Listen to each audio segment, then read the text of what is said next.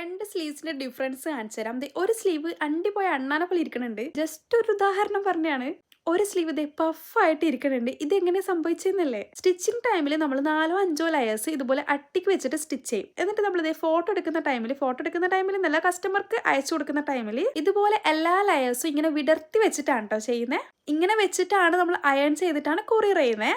Just ഒന്ന് കാണിച്ചേ ഉള്ളൂ ഫസ്റ്റ്. അപ്പോൾ ഈ ഒരു ഫ്രോക്ക് വരുന്നത് ഇതാണ് വരുന്നത്. ആള് നമുക്കൊരു റെഫറൻസ് തന്നിട്ടുണ്ടായിരുന്നു. അതിന്റെ ഫോട്ടോ ഞാൻ ആഡ് ചെയ്യാട്ടോ കുറച്ച് കഴിഞ്ഞിട്ട്. റെഫറൻസ് പോലെ ഒന്നും ആവില്ല. അപ്പോൾ ഫസ്റ്റ് ഏതായാലും നമ്മളത് കണ്ടോളൂ, എന്നിട്ട് നിങ്ങൾ റെഫറൻസ് ഉണ്ടാ മതി.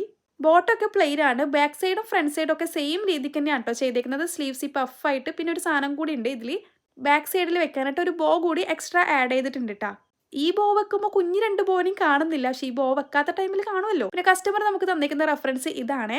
രണ്ടും തമ്മിൽ ഒരു മാച്ചും ഇല്ല എന്ന് മാത്രം പറയരുത് പ്ലീസ്. റെഫറൻസ് തന്നിട്ട് എടുക്കുമ്പോൾ ഞാൻ കൂടുതൽ എല്ലാവരോടും പറയലുണ്ട് കേട്ടോ. ഒരു 90% അല്ലെങ്കിൽ ഒരു 80% ഒക്കെ ആവുള്ളൂ എന്നുള്ളത്. എന്ത് തന്നെയാലും നമുക്ക് സെയിം ആയിട്ട് ആക്കാൻ പറ്റില്ലല്ലോ. പ്രത്യേകിച്ചിട്ട് പുറത്തുനിന്ന് അടിച്ചിട്ട് വരുന്ന മോഡലാണെങ്കിൽ പറയേ വേണ്ട. അവരുടെ ക്വാളിറ്റിയും ഫിനിഷിങ്ങും ഒക്കെ വേറെ ലെവലായിരിക്കും. നമ്മൾ എന്തായാലും ഒരുവിധം ഇത് ഒപ്പിച്ചെടുത്തിട്ടുണ്ട്. അപ്പൊ എങ്ങനെ സാധനം കൊള്ളുവോ?